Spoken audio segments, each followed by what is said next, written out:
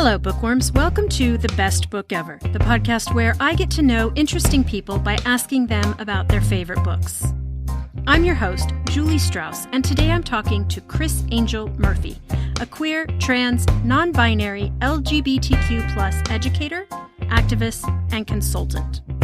Chris Angel also has their own podcast called Allyship is a Verb, and it probably won't surprise you to learn that this is one of the most meaningful and kindest conversations I have had on this show. I absolutely loved talking to Chris Angel about why The Perks of Being a Wallflower is the best book ever. Listeners, one quick note about the upcoming conversation. At one point in our talk, Chris Angel quotes the book and uses the F slur for gay men. That word is not used indiscriminately in the book. In fact, it happens once in a very important and very devastating scene that the author handled really well. Because the moment is so important to the story and the characters, Chris Angel and I decided not to bleep the word out of this podcast. That said, if the word triggers you, I understand completely, and I'd encourage you to maybe skip this episode. Or you can go read the transcript of this episode at my website, juliewroteabook.com, where I've X'd the word out. Take good care of your sweet self. I will see you back here next week, and I love you. Hello, Chris Angel. Welcome to the Best Book Ever podcast. Thanks for having me. I'm so happy to be here. I'm delighted to have you. And I want to start right off with, I know it's kind of a tacky American thing, but we're going to do it anyway, because I find your work fascinating. And I was wondering if you would tell my listeners what it is that you do. At this point, it's kind of like, what do I not do? Because, yeah, I wonder how many other people might relate to this, but with the pandemic, so my background is actually in social work, but that completely burnt me out over the course of the pandemic. And obviously it's still going at the time of this recording, but yeah, compassion fatigue and just like things becoming unearthed for myself that I needed to like focus on me more. So I actually created a business, started a business and quit my job, my social work job back in April, earlier this year. And I'm just trying to like see if I can make it work. But at this point, it's so far I do LGBTQ plus consulting and educating. So like an organization might bring me in for, let's say, like 3 months to help them roll out pronouns or something like that in a very thoughtful way. That includes training and strategic planning, things like that. So that's one component. But then I also started a podcast. And that was a few months after I launched my business. And that's been great for marketing, but also having more weight to what I'm sharing out.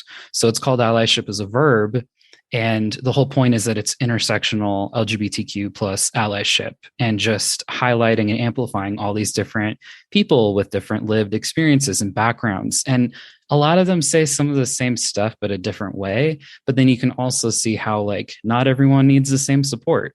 Some people may need different support. And I think it helps prompt conversations. And so each guest episode ends with a tip and then also some like self-reflection questions for deepening the learning, because I just nerd out on education and I love training. And then there's a Gumroad store, which has some digital downloads, things like an LGBTQ plus conference list. But then I also started an Etsy store, actually at the same time as my podcast. Now you see why I'm saying I just do too much. And so the Etsy store started.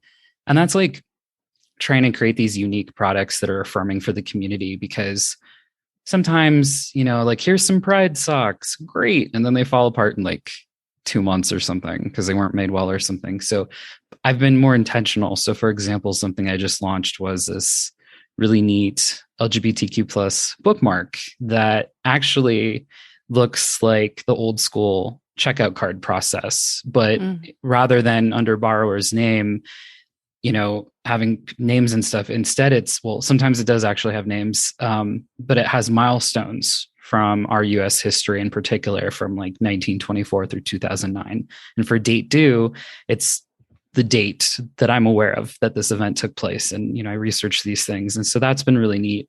So it just feels like very thoughtful. But then there's also I have like online courses that I'm very slowly rolling out. So I am so aware that I'm doing way too much. And I'm even considering doing like a YouTube channel and stuff now. But I'm really just trying to see what works, what resonates, and what feels good for me as far as just helping people get the education that they need, especially when it comes to this community. So it's a big passion of mine, and we'll see where that takes me. But yeah, that takes up pretty much all my time right now. Can you help me understand what you mean when you say companies want to roll out pronouns?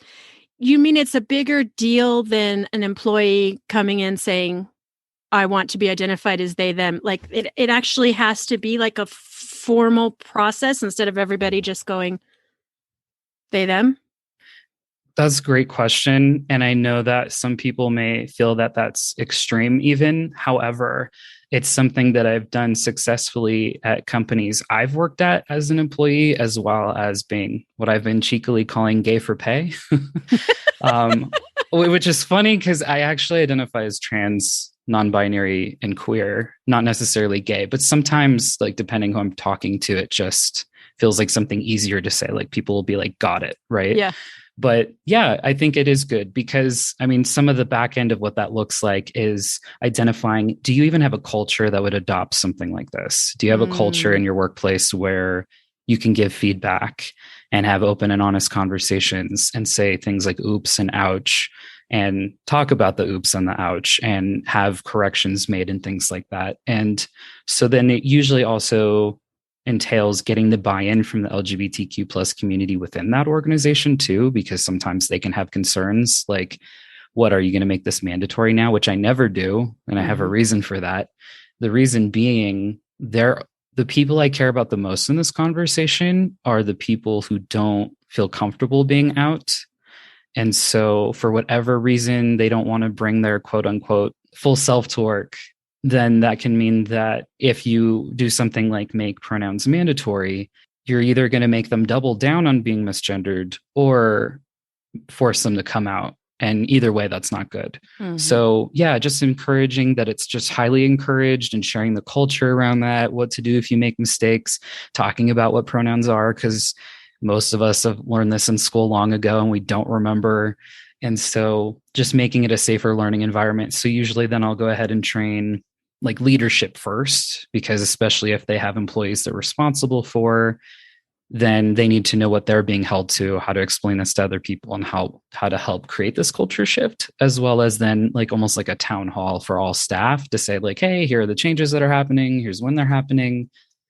Here's something that we want to bring to the company, and let's talk about it. You could just tell people, hey, we're going to do this now, so put the pronouns in your email signature or start sharing it out in meetings. But again, this is a cultural thing people are adopting. There are some like rules and ways we might want to go about it. So I do think it's helpful to be more intentional and thoughtful to increase the likelihood of the adoption rates of people actually doing that and understanding the why are we doing this, which is like one of the biggest challenges to tackle. Honestly, pronouns aren't even like the biggest thing to me. There's other things that are more important to me that feel more critical to my livelihood, like not having to debate with a doctor about whether I have a right to exist and have access to care, things like that. So I'll actually be really excited when we're not talking about pronouns as much and it's just normalized and people understand. To me, it's like no different from, I guess for those listening, can you remember a time maybe that you wrote a cover letter for a job and maybe you just so happen to know that there was a person in particular you had to write and not like a, to whom it may concern kind of thing. So you actually had a name, but you had no idea what their gender was. And so you're just guessing, you're maybe Googling if you had that at the time and, trying to figure out what, like a prefix, like which prefix to use. Right. And we didn't have a gender neutral prefix until more recently, which is MX, which is pronounced like mix. So you'd say like mix Murphy. But yeah, so like, I think we can just look at prefixes and say, look, we've normalized that, and sharing, what our prefixes are is something we even may circle when we're filling out a form or things like that. So why can't we also just do pronouns too? I really just think it makes it safer for everyone because if we get caught in the trap of, oh, I'm looking at you and I know exactly who you are and how you want to be treated, we're going to get that wrong. We're going to get that really wrong. And we shouldn't make those assumptions. And so something I encourage folks to do, if you want a free tip today, folks, figure out what your pronouns are. And if you feel comfortable sharing, you can just say that right after your name. So like for me, I say, hey, my name is Chris Angel. My pronouns are they, them. How about you? And always just role model it for other people too, because it can make it a safer space for folks to share. But when people do that, it makes all the difference for me, because I feel really good. I feel like I'm being seen for who I am, but there's also so much more to me than that. So, Chris Angel, were you always a reader? I think my gateway into that was the fact that I was an only child. And early on in our education system, and maybe this is so like American of us, but I would get these free personal pan pizzas based on, right, like how much I read. And I lived for that.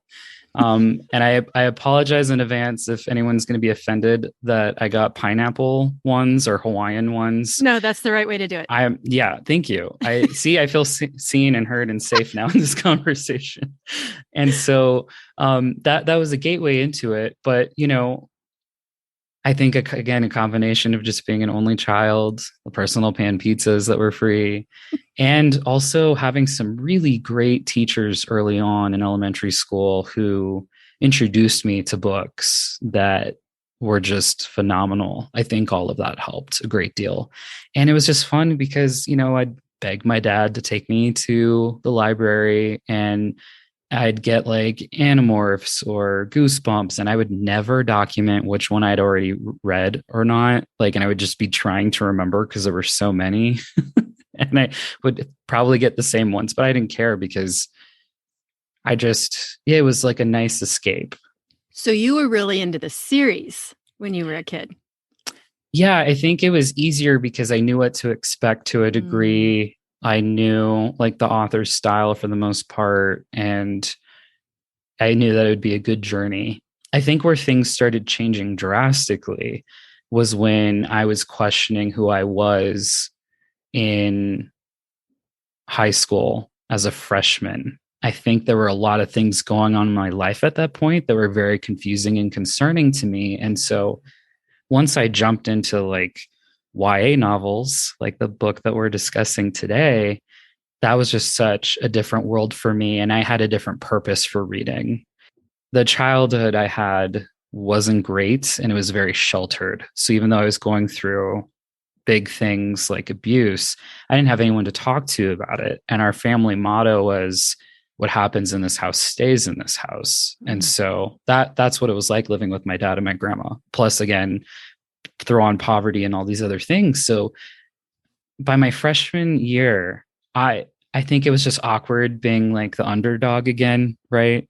And not knowing what I was doing and what it would be like, although I was also really excited about it. But yeah, then you start throwing in sexuality, and I didn't even know to be questioning gender too at that point. But yeah, there were just these big things going on at home, and I just couldn't figure out how to get through them. And because I couldn't talk to people, I had books. And so I was in the YA novel section trying to find books that addressed very big and serious things. So I read books like Go Ask Alice. That one comes to mind. Or just, these really heavy topics, because I was just trying to understand and study and dissect, like really go deep into research on how did these young people get through these things and come out okay on the other side, because I need to figure that out for myself.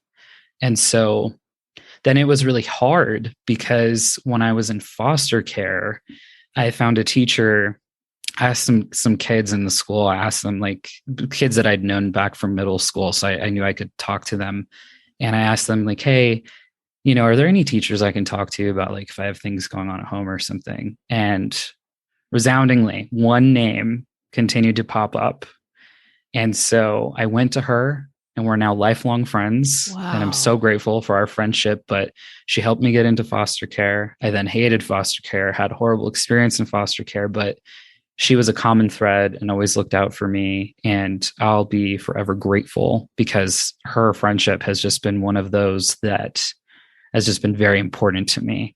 But what hurt is that the social workers went to my home, rated my books, and then flagged me for all of those things. So because I was reading books about people harming themselves or cutting themselves or starting fires and all of this stuff, they flagged me for all of that without engaging with me, without asking me about it, without getting like the fuller story of why I was reading those books. And it wasn't until like my second foster family that family started like telling me like, oh yeah, we're not supposed to like let you, cook by yourself or all these things. I was like, what? Like, and so I think I stopped reading for a while because I was just so hurt. And I felt like, again, I just wasn't being seen or understood for who I was. And so, yeah, there was a period of time I stopped reading, but now, I think I've come back to trying to study and understand more and also escape a little bit. So now a lot of the books I read are about the LGBTQ plus community and people writing memoirs and things like that. So I think of JVN, like Jonathan Van Ness from Queer Eye, or like several of those folks from that show have written books now. And I mean, JVN's even on their second book. But yeah, I think I'm reading things like that because what's so neat and interesting about my community, especially when people really tap into it, is the language is evolving, the terms we use are evolving, the way that we might reclaim a word that has been used as a slur against us, things like that. It's all just super fascinating to me. And so I'm just sort of absorbing all of that like a sponge. But YA novels will always have a special place in my heart. And I think those will always be my favorite forever. I have to say, I've never heard of books being weaponized like that as what happened to you. Do you feel like PTSD? Like if you pick up a sci-fi, does part of your brain go, oh my God, people are going to think I want to go to outer space or something? So back in the day, Borders, rest in peace. When I was in that exploration stage of my freshman year, one of the biggest things we could do at that time was go hang out at the mall. That was kind of all we had. And so we usually would end up at the bookstore and sort of fool around and walk in there and look at the different things. And I was so fortunate we even had one. We would just have like a gay and lesbian section. And I think what was profoundly disappointing was that, growing up, you'd hear in my generation, I heard things like, if this happens to you, this makes you gay. And just like this fixation on us being hypersexualized and that we're sexual deviants and that's all we are and that's all we could be. So I didn't see any trans representation, intersex, anything else, the rich acronyms and initialisms that we use today that vary. Instead, when I went, again, standing in front of the gay and lesbian section, rather than seeing people where, again, it was like memoirs or something, overwhelmingly, I saw like 365 like yoga positions for sex and things like that. And I was just like, really? Yeah. It's evolved. It's evolved a great deal. And some bookstores are better than others on that. And, now those books aren't as hidden. Sometimes you're seeing them in like the bestsellers and things like that. But I would be lying if I didn't admit right now that every time I go and buy an LGBTQ plus book, I'm a little bit worried, even though arguably, especially going to a library, it may be one of the safest places, because sometimes that is one of the only safe spaces we can have. And sometimes they may even have some great recommendations, but you just never know. And so, yeah, the awkwardness of like maybe covering up the front, if it's like, again, quote unquote, obvious or something that it's like gay themed or whatever. But yeah, I don't know if that will ever go away. And it's a shame, but for now, people can just like click a few things on the internet and get things delivered to their home. I don't think you have to worry as much. But yeah, I stigma, shame, all of that, that's still like programmed in me. And I'm not going to let it deter me anymore because, again, reading has just given me so much. But yeah, I'd be lying if I didn't say that I don't still get nervous sometimes about maybe even trying to read like in a coffee shop or something, like, oh, don't see what I'm reading, because I don't want to be attacked. I don't want to be made to feel like I'm a horrible person for reading this or anything like that. So yeah, I think it's kind of complicated.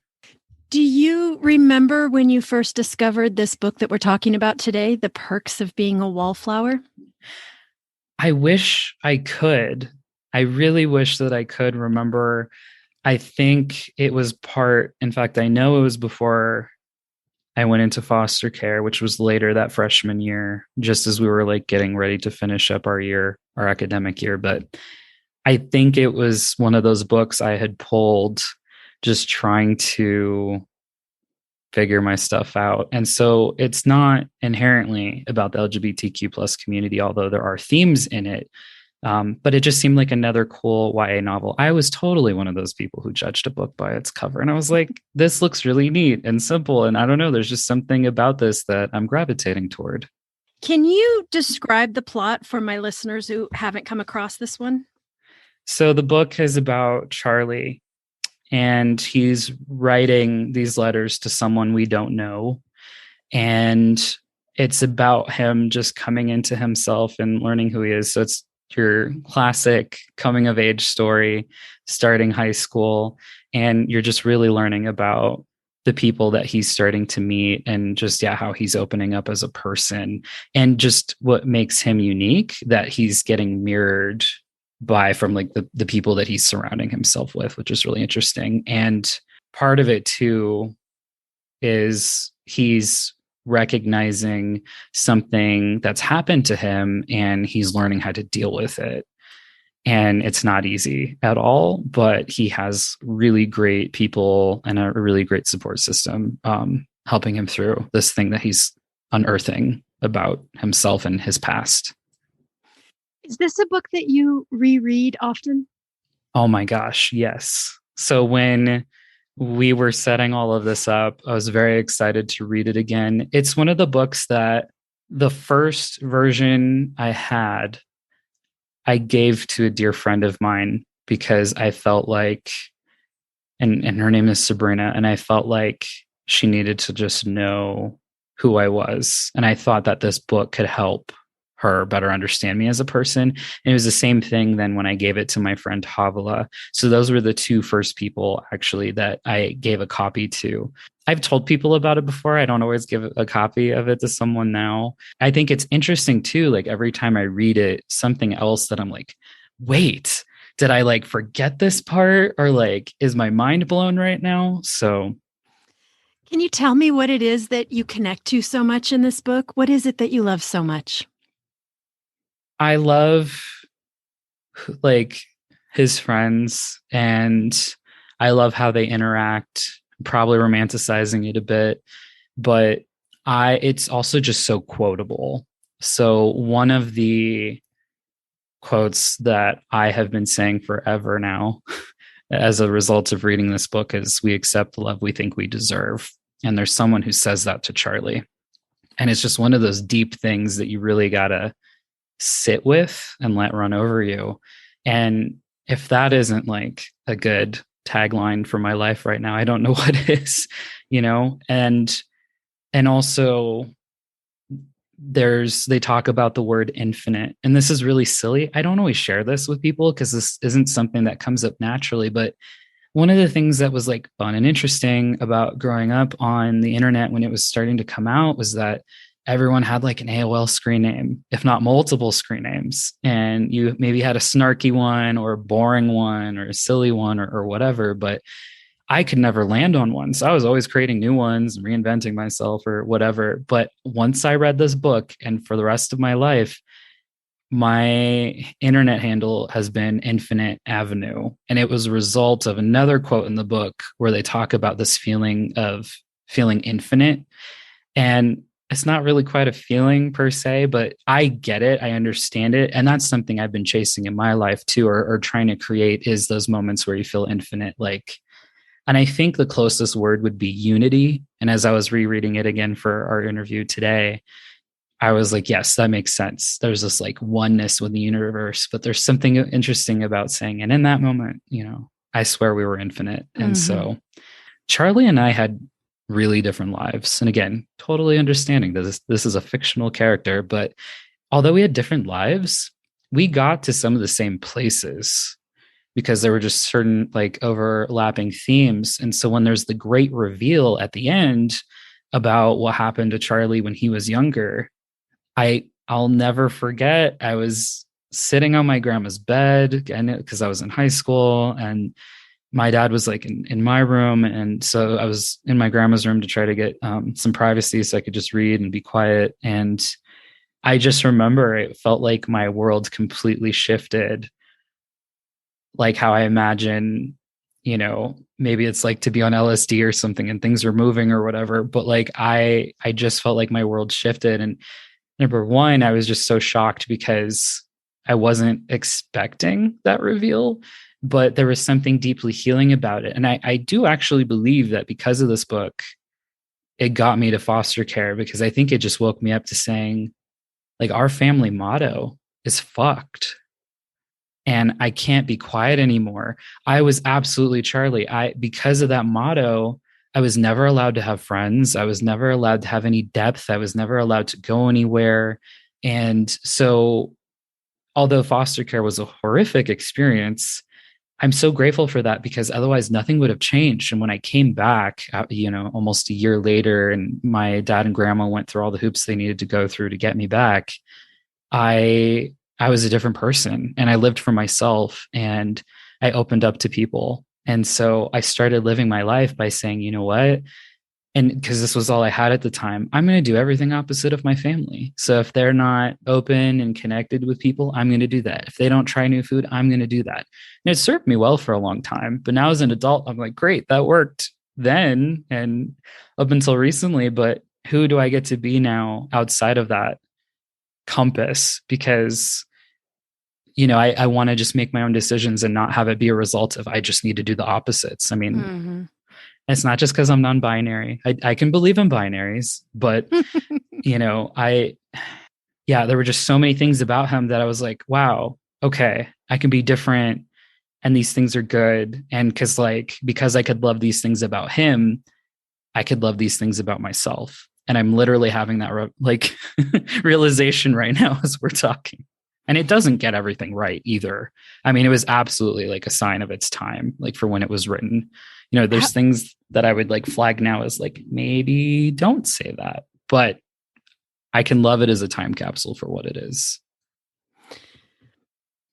I think exactly what you just said is why it shook me so deeply when you said they flagged the books that you were reading, because books were this for me too. And almost everybody I have talked to on the show said that they found some sort of comfort or solace or familiarity or opening up of what the world could be in a book.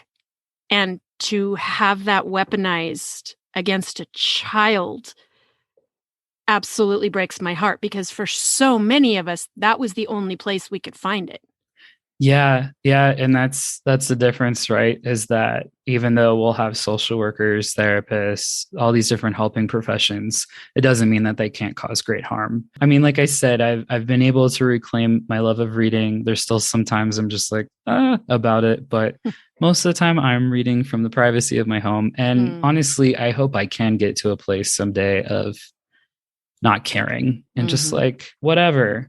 Like having a very obviously queer book or something that I'm reading in a I don't know, again, coffee shop or something, and just not care if people see that. Which actually dovetails into my favorite character, which is, this is my mom's heart talking, which is Brad, the football player, because he's the one. I love these kids so much in this book, but I finished this book and I felt like everyone else is going to come out of this alive.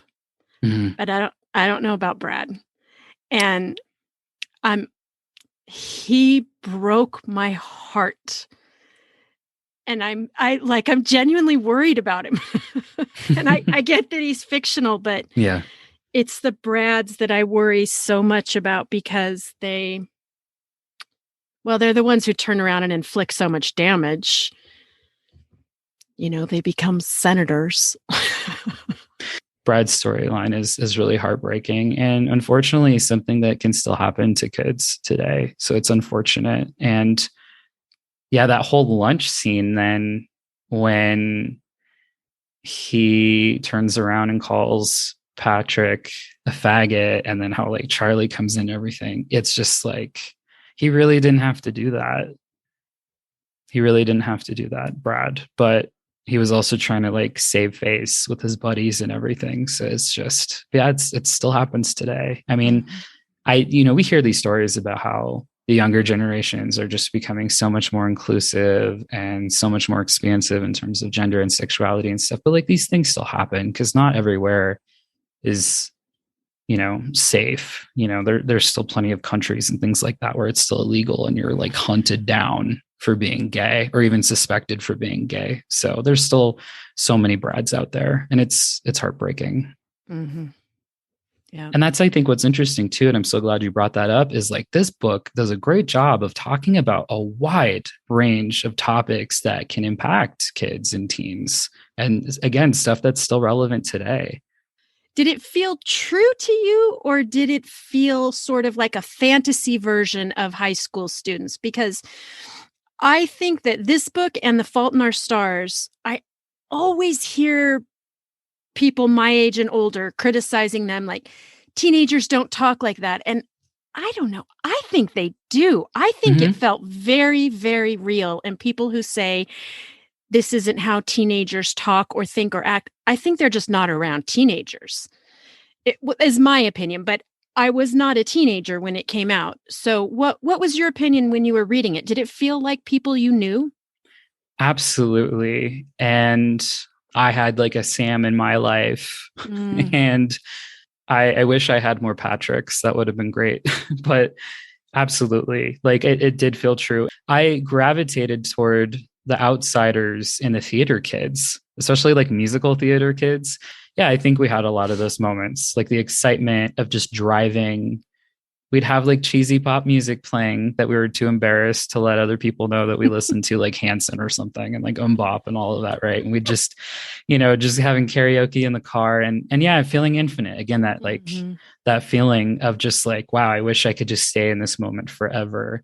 Because, and again, like Charlie, I was always in my head. I mean, gosh, when I was walking the hallways, especially in high school, I was always thinking, always overthinking. And I didn't realize I was doing that to myself and wearing myself out. But absolutely, we had deep conversations. We had like the nerves and jitters about like, are we going to college? Where are we going? Does it matter where we go? Like, oh my God, how are we going to afford this? And all of it. Yeah, it felt absolutely real. And I think that's the thing, is like, I had a knack of finding the adults who could treat me like another adult and respected me as such. And that was great. And I think that's what I got from the teachers in particular. And I don't know, part of it is because they'd be like, you're like an old soul. And now I'm like, is that just code word for trauma? Like I grew up fast because of trauma. I think there are those adults out there who just don't give teenagers credit for being insightful and having those deeper conversations. And I think that's a shame, because sometimes we're all we have. To pretend that young people don't have these vast, complex minds is so condescending and so diminishing.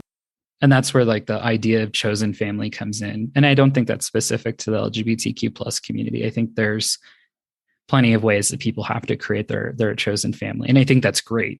So tell me, what are you reading these days? Right now I'm reading Sissy by Jacob Tobiah, and I love it because they're also non-binary and use they them pronouns. And again, even though we've had very different upbringings, there's just a lot of similarities there. And one of the things, I mean, they're so smart. They're so funny. They're a little bit younger than me.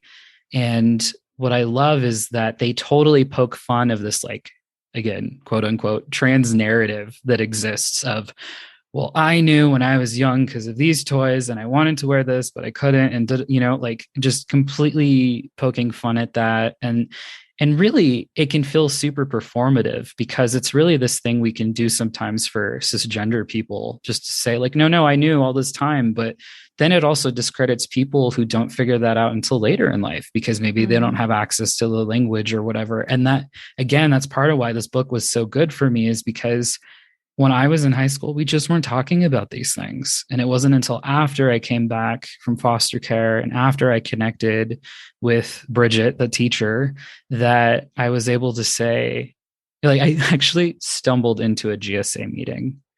I awkwardly stumbled into it, and she was the advisor for it. And I had no idea what was going on at the time that I went in there. Again, it was just one of those things. I was used to seeing teachers during the lunch hour, just popping in their class and being like, "Hey, I'm here." But I know that I heard from other people she wanted me to come and find her, and so she knew I was okay and all that. And yeah, I walked right into a GSA meeting, and then it was just over. And so, like, thank goodness for that, like because of her and talking about ways we could have safe sex and just all of this stuff without like the stigma, because she's also in health education. And so yeah, it was so important. And if I didn't have that, I mean, God knows, because it wasn't coming up in my other classes, with the exception of my honors English class. And actually how my whole career started was because in my honors English class there was someone in the back. I don't know, I was like sitting in the front or whatever, and there was someone like further in the back. I don't even know how we got on the topic of gay authors, which again was radical for that time. But I just remember a student saying, being gay is a choice. And I was still figuring my shit out. Okay. I was still going through different labels and all of that and feeling pressure to come out with certain terms because other people were trying to put me into a box. But I was just like, no, it's not.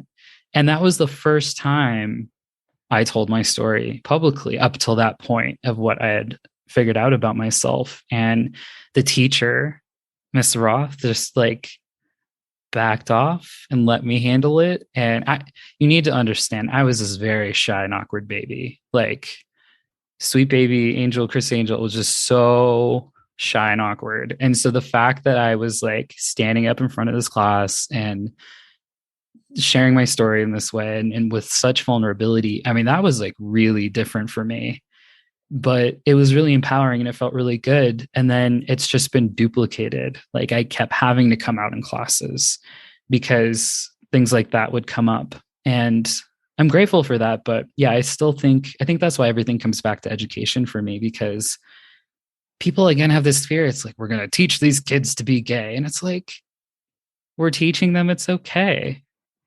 And it is okay. There's nothing wrong with them. It's great. It's lovely. Let's celebrate this. And also just like have it not be a big deal anymore. That's what I'm hoping for. It just can be as natural as like the sky is blue, and it's just something that we know, and it's fine. But yeah, people still make a big deal out of it. So my hope, and I think part of what I've made to be my life's work, which ties into all the things I shared about earlier, was that I'm protecting baby me's everywhere, because things are getting better. We are getting more rights and protections, although sometimes we go backwards. But overall, yeah, I don't want someone to have to worry about being tokenized in their place of work because of the first person to come out with they, them pronouns or something like that. I want them to be comfortable bringing that part of themselves to their work and not have to do all of that work while they're also trying to still figure out maybe who they are and stuff. Like, those are the people that a lot of my work is based on, is like, I just want it to be okay for them to come out should they want to, but that there's zero pressure or expectation. Well, this has been so wonderful talking to you, and I knew it would be. And I'm delighted you joined me. And I hope you will come back anytime you have a book you want to tell me about. Will you tell my listeners all the places where they can find you and your work? For sure. And I just want to quickly say, Julie, thank you so much for your time, your interest, your lovely and thoughtful questions, and for reading this book with me. As far as where folks can find me, my main website is chrisangelmurphy.com. I've also got gendersexuality.info. So for those in the States, just various LGBTQ plus resources to look into, It also links to my Etsy shop and the Allyship is a Verb podcast, which is almost everywhere you may listen to podcasts, should you want to try that out. I'm not really sure what other social media I'm going to be on, but I am currently the most active on Instagram at gender sexuality info. Who do you recommend your podcast for? Is it for people who don't know how to talk to the LGBTQ community and want to learn, or is it for people who are already active and want to learn more, or who's your target audience for that? Oddly enough, the biggest demographic that's been listening to the podcast so far is the LGBTQ plus community itself, because there's so many different, again, like terms and labels and things like that, we can absolutely be allies to each other within the community. And I think it's important that we do that and know what different terms and things mean. But other than that, yeah, I think it's just like really open as far as wherever you're at on your journey. If you want to be more intentional and listen to people's stories and again, just have tips to think about, and especially those self-reflection questions, I think almost anyone who's just curious enough could get something deep from it. And I think what's also special is that a lot of it isn't necessarily specific to the LGBTQ plus community. A lot of it is like I started out with a lot of different tools and things that people could use to learn even how to like apologize to each other or how to have crunchy conversations. And what does a crunchy conversation mean? Yeah, so crunchy conversations is just my favorite way of saying like challenging or difficult conversations. Okay. I don't know where I picked that up, but I picked that up somewhere and I keep using it. I like that. But yeah, so I think that's what's interesting. And again, it's just highlighting that when you listen to these people's stories, we are super different. We do need different things or want different things. And like, I learn a great deal as well as I'm interviewing folks. And so, yeah, I think just, anyone who's interested, including folks from the community, I think there's a lot to learn from it. And it's possible you may see yourself in some of those stories too, which I think can be neat. If I can just share out one more last quick tip. Yeah. It's that the platinum rule. And anyone who listens to me like knows that I just share about this anywhere and everywhere. But for folks who are not familiar with it, a lot of us have been taught the golden rule: treat others the way that you want to be treated.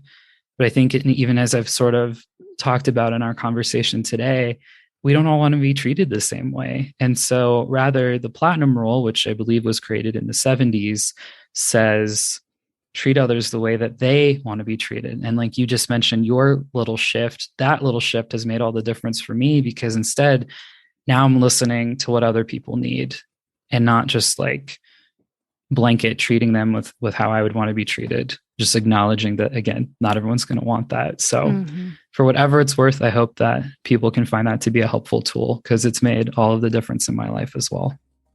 That's so good. Yes, I am all for sharing tools and resources because life is hard enough. So if we can find some ways to make it a little bit easier and take care of each other, I'm all for it. Amen. Thank you so much. It has been really great talking to you. Likewise. Thank you so much, Julie. Thanks for listening, bookworms. For more information on this episode and links to all the books we discussed, please go to our website, bestbookeverpodcast.com. You can also follow the podcast on Instagram at bestbookeverpodcast. I'm your host, Julie Strauss, and you can find me everywhere as Julie Wrote a Book.